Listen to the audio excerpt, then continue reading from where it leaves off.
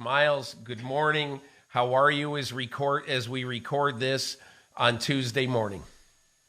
I'm great, Peter, and I am looking forward to the explanation of ESPN and the NFL and why they wanted to do the twin bill like they did the twin bill on Monday night. Because I put out there on Twitter last night that I didn't really love choosing between my NFL games. And I got called a boomer because I don't have two televisions in my living room to set up. I don't know, Peter. I mean, I didn't think most people just had two TVs, but apparently everybody does. And I mean, yes, I have a second screen that I use to watch games on Sundays on my iPad, but my gosh, I'm sorry. I'm used to watching NFL on Monday nights just one at a time. So if that makes me a boomer, I guess I am one. Yeah, well, I'll give you my quick little education in this because I wondered the same thing. And in the off season, somebody from the NFL, I went over a bunch of reasons why they might be doing this. And one of the reasons actually came into play on Monday night this week. And that reason that nobody really talked about is that if the first game's a blowout, you can just turn off the first game and go to the second game and devote your full attention to that game. And that's in essence what happened pretty early, I would say, at least pretty early in the second half, of Tennessee-Buffalo. Tennessee was never in this game after, say, about the first 12, 13 minutes of it because they just simply could not stop Josh Allen. I don't know who's going to be able to stop Josh Allen. He'll have a test on Sunday in Miami, but, right now the Bills are really a dangerous team. But there is that part of it, the fact that if one game turns into a blowout, you can put on the other game. Now, it turns out that neither game was competitive last night, Monday night. Right. But, Myles, there's another reason. That, to me, is the hidden reason that nobody really was talking about. But I think the more obvious reason is that I don't know what the ratings are going to say, but I feel pretty good in saying that in the cable TV universe, ESPN will have won Monday night, just like they always win Monday night with a Monday night game, okay?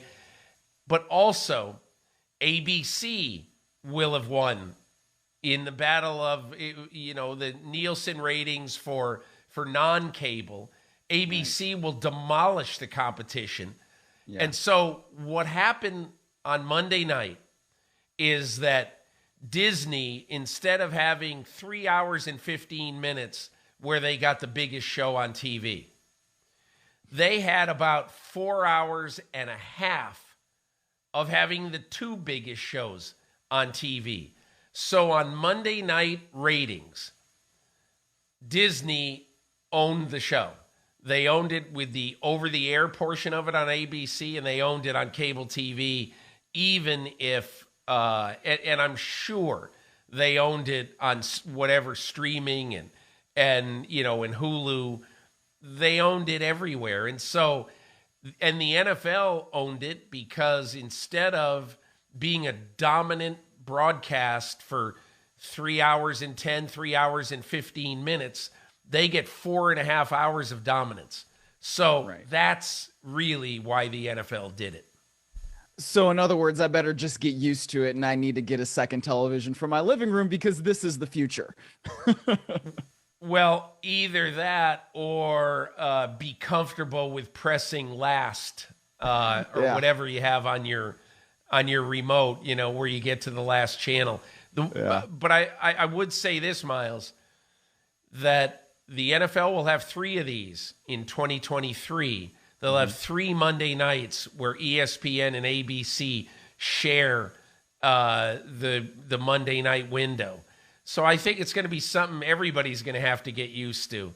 And look, I think it's basically what happens in, say, the late window of Sunday afternoon, where there might be 2 games that are really interesting. Right. And one of them's on Fox, one of them's on CBS. And so unless you're watching Red Zone, which I spend much of Sundays doing when I am home, unless you're watching Red Zone, it becomes pretty easy to just go back and forth between two games if in your local market you've got two games on in that window. So anyway, we'll see how people get used to it. We touched a little bit on the Bills, but before we get to Sean Payton, I just want to say, I want to just go back in time to about 3 weeks ago when I was sitting down trying to figure out who I was going to pick in my preseason predictions to win the divisions, win conferences, and win the Super Bowl. And I just thought to myself, I don't remember a year where it seemed so obvious on Labor Day weekend who I thought the best team was. Now, it doesn't mean they are the best team. It doesn't mean they will be the best team on January 1st. But as of today, I think the gulf between Buffalo and the rest of the league, I'm not saying it's huge, but it's there. And even the teams that have played really well the first 2 weeks and are 2-0 after 2 weeks, like, for instance, Kansas City, I just look at the Bills right now and I say, this is the premier team in football. How do you see it? Yeah, no, I see it the same way, Peter. The Bills look like a juggernaut, and at times last year they did too, but I think the biggest difference right now is that they can really rush really, really well with four guys. And I think Von Miller and adding him to that defensive line is one of those things that has really made them dominant. I mean, you look at what he's been able to do, not just against the pass, but also against the run, and it just makes them super dynamic. I mean, watching them here at SoFi Stadium in LA, a couple weeks ago when they took on the Rams, it was just one of those things where you can tell that defensive line is going to be one of the things that can really power them through. And if you can rush with four, that makes your defense elite a lot of times, because it means you can do anything you want with coverages on the back end and you don't have to send blitzers. So yeah, I mean, from an offensive standpoint, like, we knew Josh Allen was going to keep getting better. Right? We knew that Stephon Diggs is still going to look like one of the best receivers in the league. McKenzie's been great for them. Gabe Davis didn't play on Monday night, but I'm assuming that he's still going to be one of those great players that they have whenever he's able to come back. And I think it says a lot about their offense that they were able to still go out there and put up 40 plus, even though they didn't have Davis out there. So yeah, the Bills look like a juggernaut, man. They really, really do. So two things about what you just said I think are really, really important in the grand scheme of things.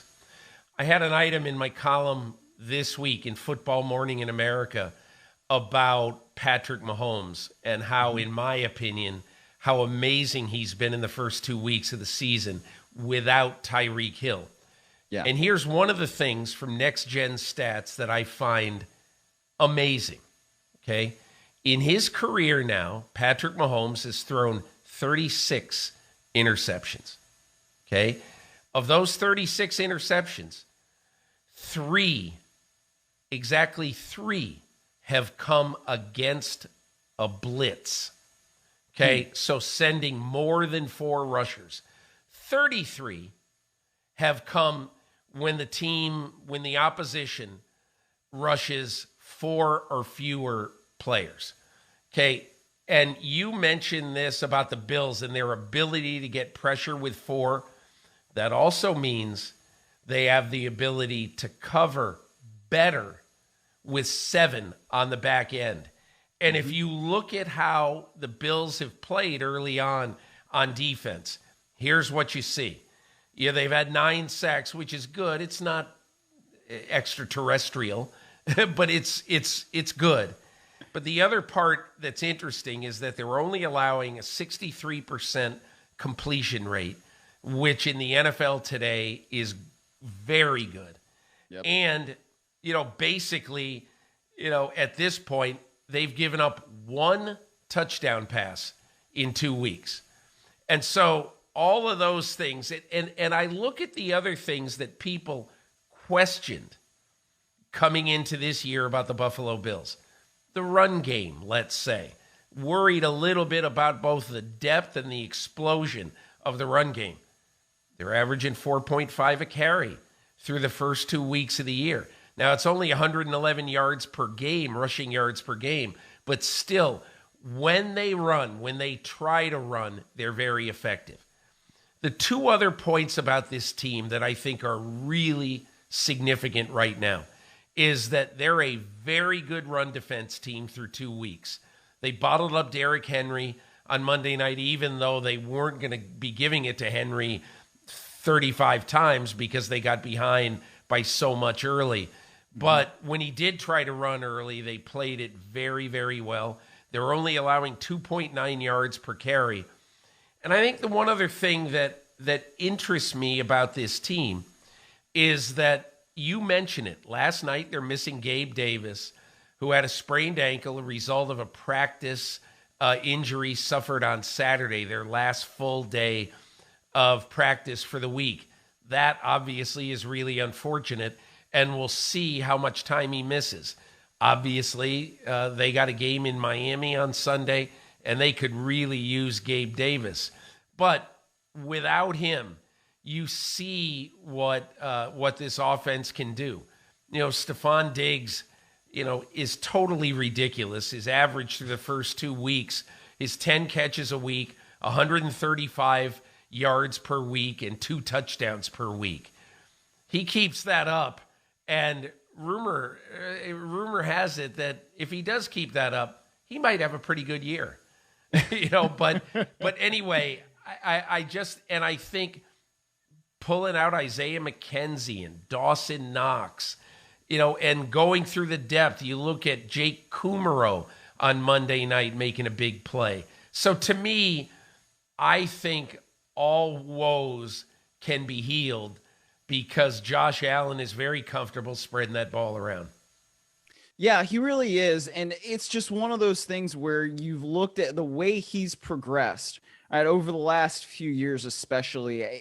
It's really kind of remarkable because he didn't look like he was going to be able to turn into this when we first saw him. He was not as accurate. He would make some wild decisions, and you don't see that as much anymore. I mean, there was that 4th down play on Monday night where he was trying to do something and then he let it go, and I'm like, my gosh, that looks like 2018 Josh Allen, but we don't really see that anymore from him. And because of how good that defense is, and because of how good the rest of the offense is, you just don't really necessarily care about those kinds of things anymore because, again, he just doesn't really do it. And I don't remember the last time like a guy came into a new team like Stephon Diggs did and like had this kind of immediate success with Josh Allen with a quarterback. You know what I mean? Yeah. It's just like, it's like they were cut from the same cloth. And I love watching those two play together because their chemistry is unbelievable. And, like you said, if he keeps up the numbers he's got right now, man, he's going to have a pretty darn good year, I think. Yeah, I mean, how ridiculous is this? The guy's on pace to catch 170 balls with 34 touchdowns. I love early season numbers because of stuff like that. That's so great. Let's get to a couple of scary things here, okay, for teams. The scariest stat in the league right now, without any question, is not that the Cincinnati Bengals are 0-2. An explosive team like that can come back from 0-2. The scariest number in the league right now is 111. And that is the sack pace that Joe Burrow is on right now. He's been sacked 13 times in 2 games. And he had the living tar beat out of him in that game against Pittsburgh in week 1. So you've got Burrow on pace for a record number of takedowns this year. Obviously, it's not going to be 111. They're going to figure out something. But, Myles, I'll tell you what worries me about the Bengals. They spent a lot of money and a lot of free agency capital in this offseason. And they are no better and maybe even worse on that offensive line. Yeah, it's not good. And it's looked really, really, really bad through the first couple weeks. And I was listening to Zach Taylor's Monday press conference, and he said that the vibe in the offensive line room is still really good. He knows that those guys can really turn it around and that he figures that they will be better. But the other thing he talked about was the sort of give and take that you get from Joe Burrow and the magic he can create when he holds onto the ball in the pocket, when he moves around and he starts to make plays. But the problem with that is that also leads to more hits that he takes. So Yes. I think at this point, the Bengals really need to start speeding things up for him, speeding things up in his head. All right, you have to be able to get rid of the ball sooner because that's the only way that you're not going to take so many hits. And right now, he's taking far too many hits and he's taking so many hits that you have to say it's not just the offensive line, right? Are there problems on the offensive line? Absolutely. And I don't want to just discount that. But there's also issues where how the protections are called, how Joe Burrow is maneuvering through the pocket and maybe holding on to the ball too long. Not all sacks are on the OL. Some are actually really on the QB. And I think anytime a quarterback takes that many sacks, in 2 weeks, that's a problem. And it's not just like we were seeing this for the first time. This is something that goes back to last year. I mean, he took, I think, a total of 70 sacks between the regular season and the postseason. He had 19 in the postseason, right? Like that's too many hits, and it's going to start affecting him, maybe not even just down the road. It could start affecting him in week 3 because he's taken so many. They've got to figure out a way to speed up that clock in his head and have him get rid of the ball faster. I think your point about getting rid of the ball faster, I think they're already starting to do that. I noticed this watching a lot of their game the other day against Dallas, in that Hayden Hurst is not just an afterthought to the big three. Mm-hmm. Hayden Hurst right now, after 2 weeks, is number 2 on the Bengals in targets. Joe Burrow has targeted him 15 times. He's had 10 catches. And I think you're even going to see that increase. I think Hayden Hurst thought he was really underused in Baltimore and Atlanta as an offensive piece. And I think now you're going to see Burrow use him the way, he used his tight ends a lot last year, with C.J. Uzomah. Yeah. And I just think that you're right. The quick drops, the quick throws, and maybe this year, instead of Jamar Chase being that incredible deep weapon, okay, maybe this year he's get the ball to Jamar Chase in space and let him make things happen after that. If I'm Zach Taylor and I'm making up the game plan early this week, that's really what I'm thinking about. Yeah, me too. And, anytime you get the ball to Jamar Chase, he can make things happen. But it's, can you get him the ball in an efficient way? And Joe Burrow is one of the most talented quarterbacks in the league. I think he is fully capable of doing that, but at the same time, they've still got to go and execute it, and that doesn't make it easy. So you want to just see them improve in their pass protection as a whole, because you don't want to see Joe Burrow get hit so many times that he gets hurt. I don't think anybody wants to see that, and I know Cincinnati doesn't want that to happen. Let's focus a little bit on the Tennessee Titans.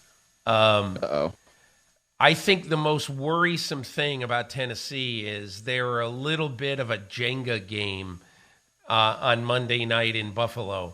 I didn't think they were going to have a great chance to win that game anyway.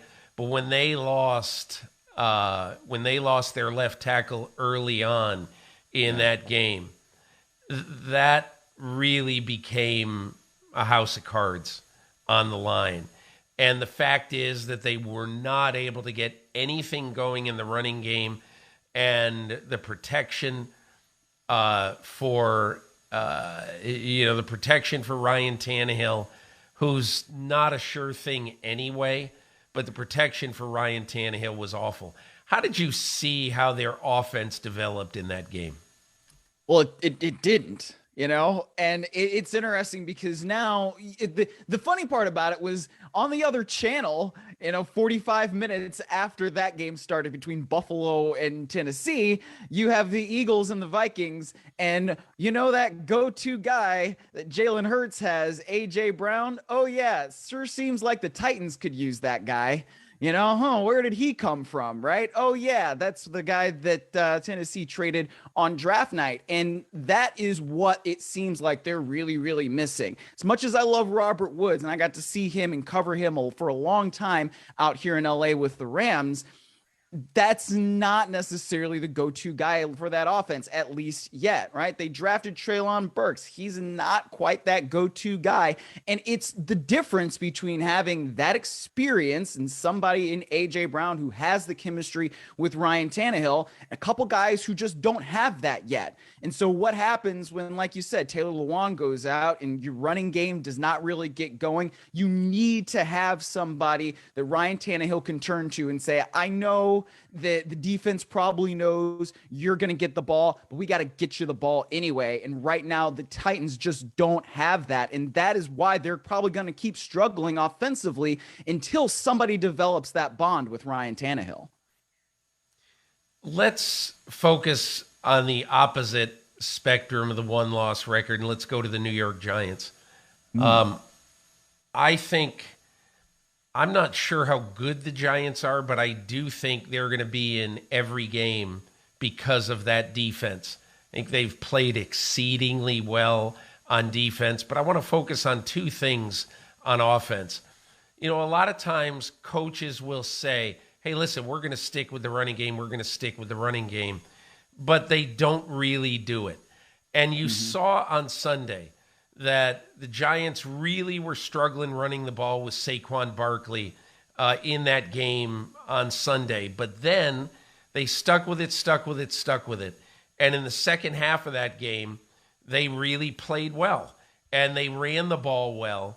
And I think it's all because, look, Saquon Barkley ended up with 72 yards, which you say, well, geez, that's not a great day running the ball. And overall, I don't consider it a great day.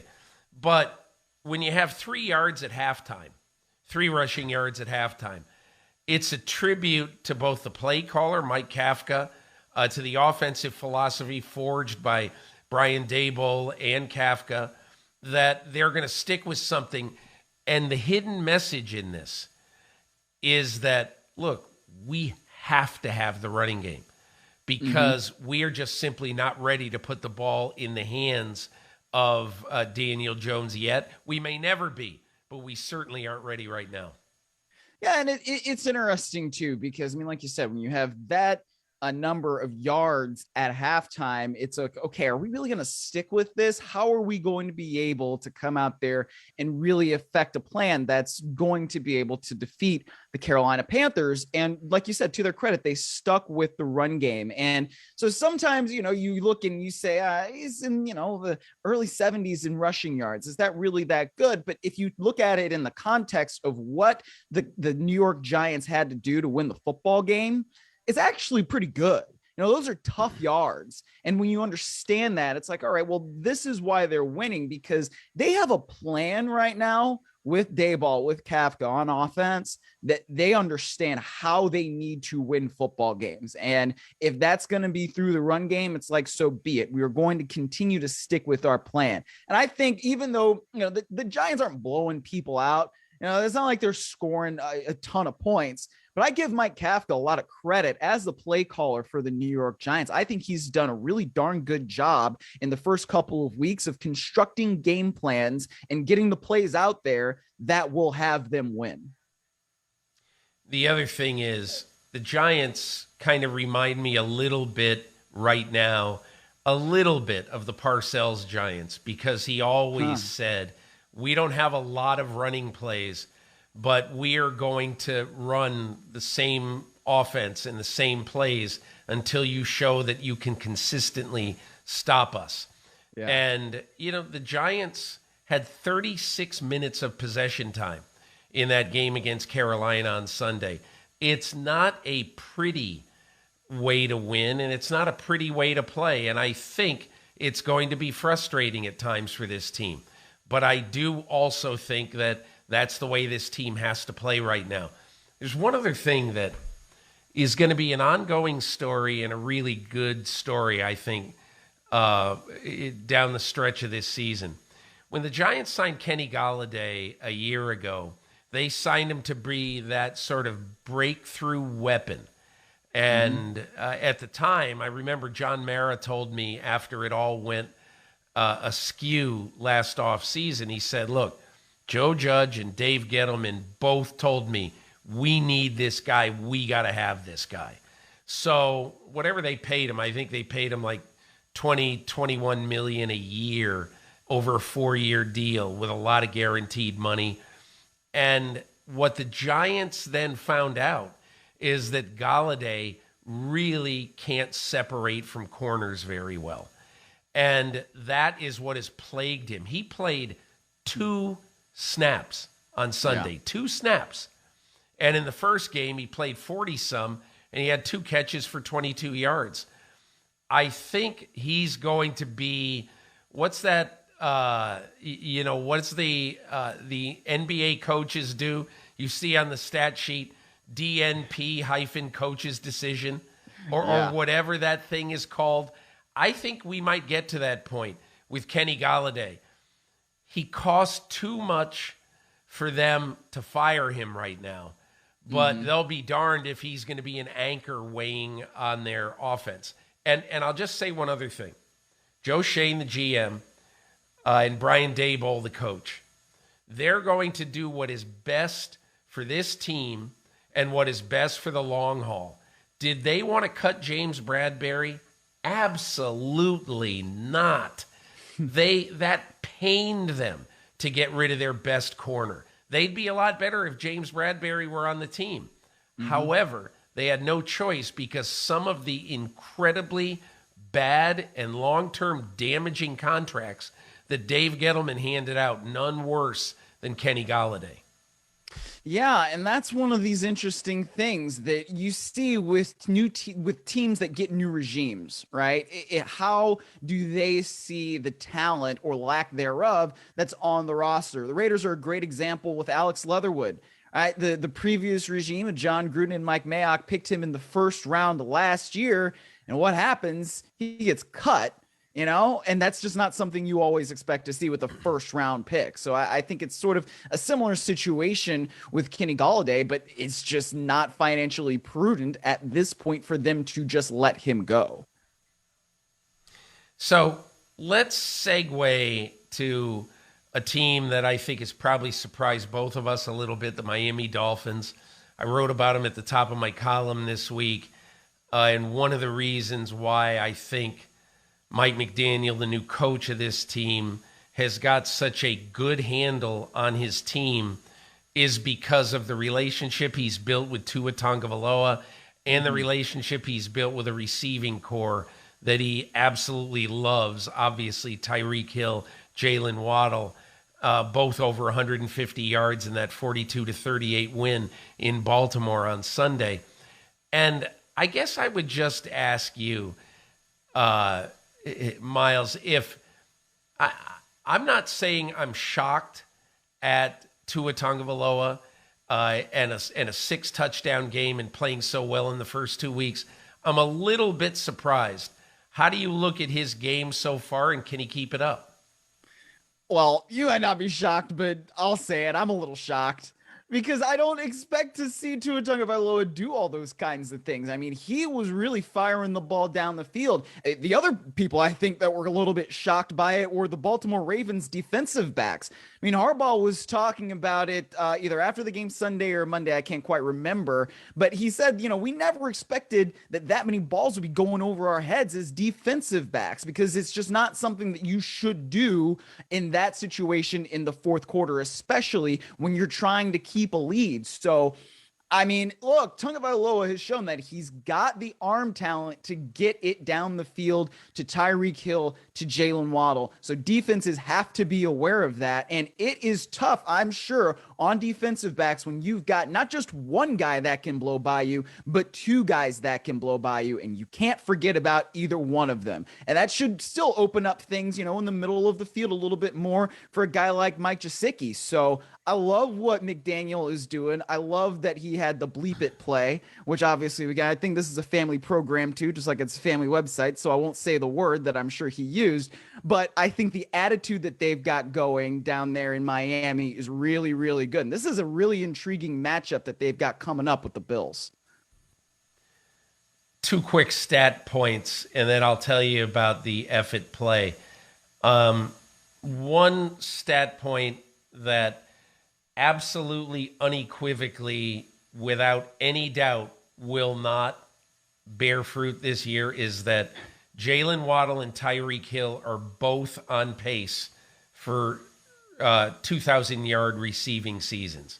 So I can pretty much assure you that that's probably not going to happen. But it's interesting. It's one of the reasons why you get excited after 2 weeks, but you also should understand that it's not going to be like this the rest of the way, almost certainly. The second thing is, so NBC did me a solid this year. They formed a partnership with Next Gen Stats that would basically, I'll use them every week and use them for things in my column.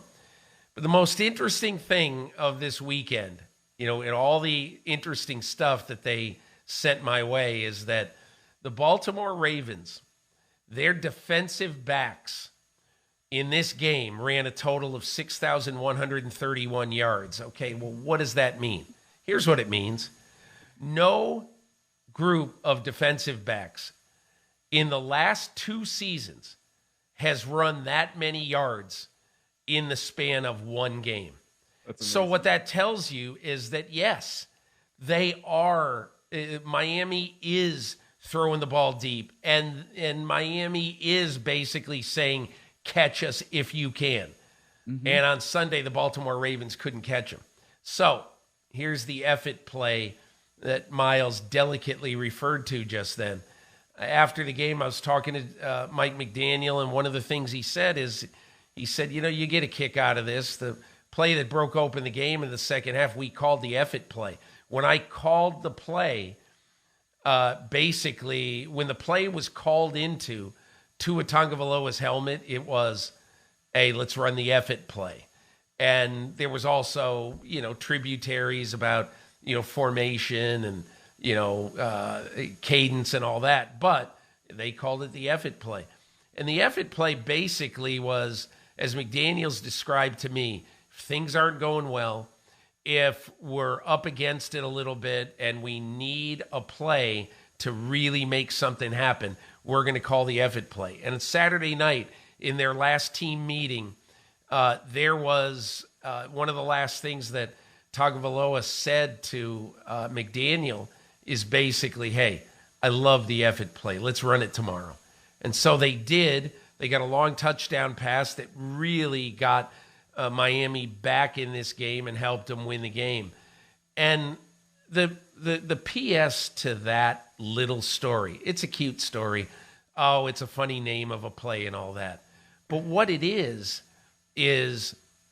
this coach thinking that when it's 3rd and 10 and you really just need to move the chains to try to live to fight another day. No, we're not doing that. You know what we are doing? We're going for it all. Mm-hmm. And how much do players love that? I think they love it quite a bit. So I think McDaniel in the first 2 weeks, this offense has not only put up 31 points a game, but he's building a trust with a quarterback and with a very hungry receiving core that so far looks like he's hit a home run. Absolutely. And, I just think about that video we saw that the Dolphins released right after McDaniel had gotten hired of him FaceTiming Tua Tagovailoa and him saying, look, my job is to get the absolute best out of you. My job is to help you get to that greatness level. Right? And it just seems like everything McDaniel has done since then has worked out really, really well in terms of establishing that trust with the QB and making sure the QB is prepared to go out there on game day and perform at a really high level. And you obviously give Chris Greer credit too of going out there and getting somebody like Tyreek Hill who can make the offense that much better. But I think that's where it really started, where it was McDaniel getting hired and saying, look, man, that my job is to get you to greatness. And, it's only been 2 weeks. Yes, but so far that partnership looks like it's working out very, very well. Don't you find it so interesting that without Tyreek Hill, Kansas City has been better on offense in the first 2 weeks than they were last year? And obviously, the Dolphins are a lot better on offense with Tyreek Hill. I don't really know quite what that says, but Myles, you've noticed this. We've all noticed it. The closest team in the NFL right now to the Buffalo Bills is Kansas City. I'm not sure we all thought that it was going to be this way, but after they beat the Chargers, now you look at them and you say, wow, this could be a team that they could be in a head-on collision, either in Orchard Park or Kansas City on the last Sunday in January to try to get that AFC championship.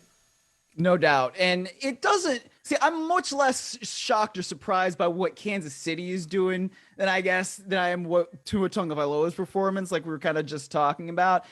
Throughout the offseason, I was giving Kansas City the benefit of the doubt in terms of what their receiving core could be, because we know for one of a really, really long time, Andy Reid has been able to coach offense. They've been really good on offense for a long, long time. You can go back to Andy Reid's time with the Eagles and note exactly what he's been able to do. So I gave them the benefit of the doubt for that reason. And then also Patrick Mahomes bringing all of those receivers with him to Texas to start the offseason program. That's one thing that I think has helped out those guys a lot in terms of their chemistry with Patrick Mahomes. They were practicing together in April. Right? They were throwing together. They were making sure that they were all on the same page. Mahomes took the lead in that, and I think that has helped them do what they've done so far this season. Then you look at it on defense too. You've got a mature team, a team that knows how to win, and when those things happen, you get a rookie who's out there playing corner, and then that's why he's able to get the interception, because he's got all these experienced guys around him. They're that mature defensively that he can go out there, make the play, bring it all the way back, and make that game-changing play. If somebody is going to come and get the Chiefs in the AFC West, they are definitely going to have to take it there, because the Chiefs aren't just letting go of that crown. Despite that arms race we saw in the AFC West, Russell Wilson's there now. Khalil Mack is there now, right? Devontae Adams is there now. Chiefs are still number one. Until somebody proves they can take it away, the Chiefs are still going to be number one. I want to just give you one little PS on Mahomes. So when I was in training camp in St. Joseph, Missouri this summer, I knew that Mahomes wore this fitness device called a Whoop. I actually wear it too. I'm a little bit nerdy, even though I don't think I've got the physical conditioning that Patrick Mahomes has. But anyway, it measures a lot of things. But one of the things that it measures is sleep performance. Okay, and how important sleep is toward your getting to your physical peak. So it's very, very interesting, the science behind this, which this company Whoop has really embraced. But Mahomes was joking with me in training camp, and he even sent me one of his screen grabs about his sleep performance and how in training camp it wasn't going very well. And this one day of sleep, it showed that he had gotten to bed at 11:13 p.m., which is very late for him because he gets up, sometime shortly after 5. And so, and one of the things he said was, here's a Coach Reid training camp day, and he laughed about it. But one of the things that Whoop measures is sleep performance over time. And they had told Mahomes, you're not getting as much sleep, and it's not as good a quality of sleep this summer as you did last summer. And you say, well, big deal. What does that matter? I'll tell you why it matters. It matters because this year he was trying to get 4 new receivers post Tyreek Hill up to speed. Marquez Valdez-Scantling, Juju Smith-Schuster, the rookie Sky Moore, and a veteran nobody talked much about, Justin Watson, who beat J.C. Jackson for a touchdown in that win against the Chargers. But anyway, the point is that Patrick Mahomes, what that says to me is a couple of things. It's a hell of a leader right there, that he is taking on that sort of responsibility, not just leaving it to the coaches. He is also helping those 4 guys get up to speed. And, the fact is he's completed 73% in his first 2 weeks. He's got the best touchdown to interception ratio in the league, 7-0. Kansas City is not going away. But before we close, I think we both need to shed a tear about this poor guy, Trey Lance.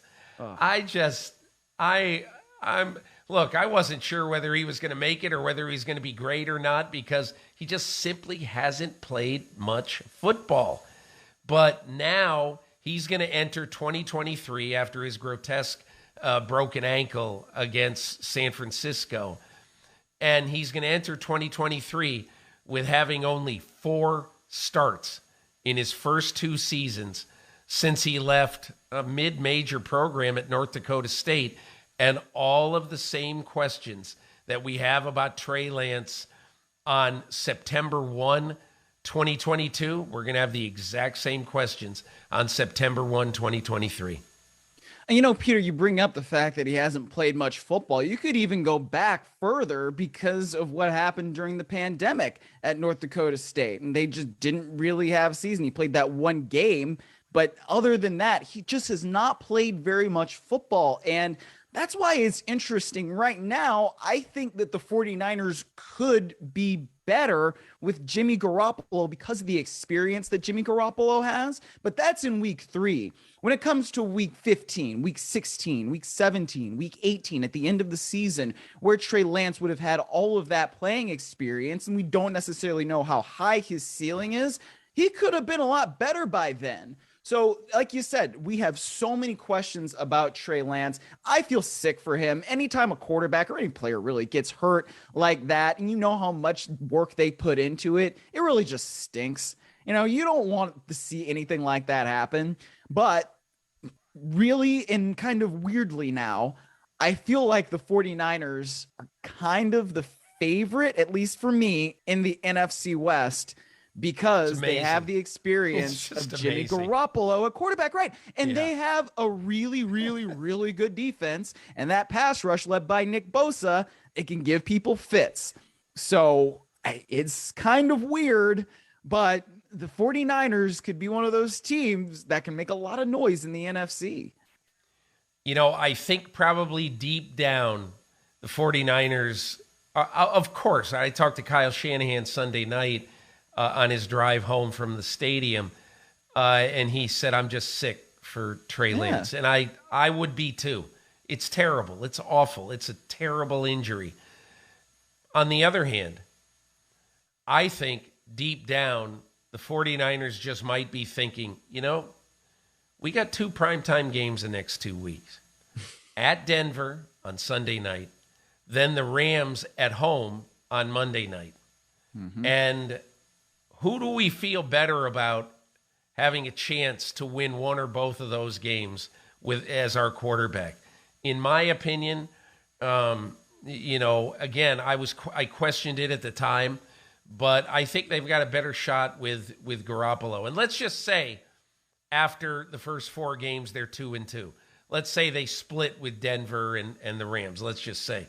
Well, then they've got a very friendly East Coast trip, or maybe not exactly East Coast, but Eastern time zone trip at Atlanta, at Carolina the next two games. So in my thought is that, Myles, you just said something that I think you absolutely might be right.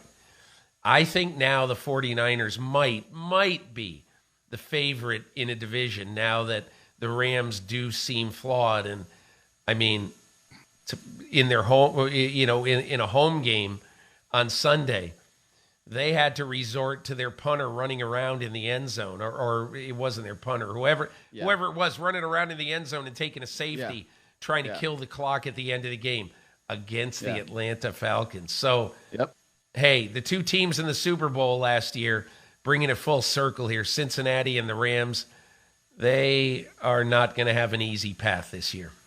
Certainly not. No, I mean, Atlanta almost got to exercise some 28-3 demons, but couldn't quite make it work.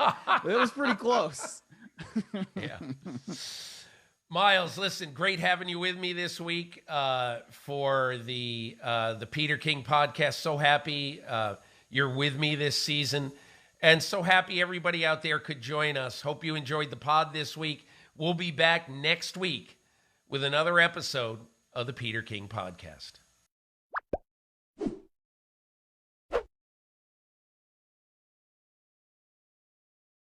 Hi, I'm Mike Tirico, and thanks for watching. Make sure to hit subscribe for the latest news and highlights from NBC Sports.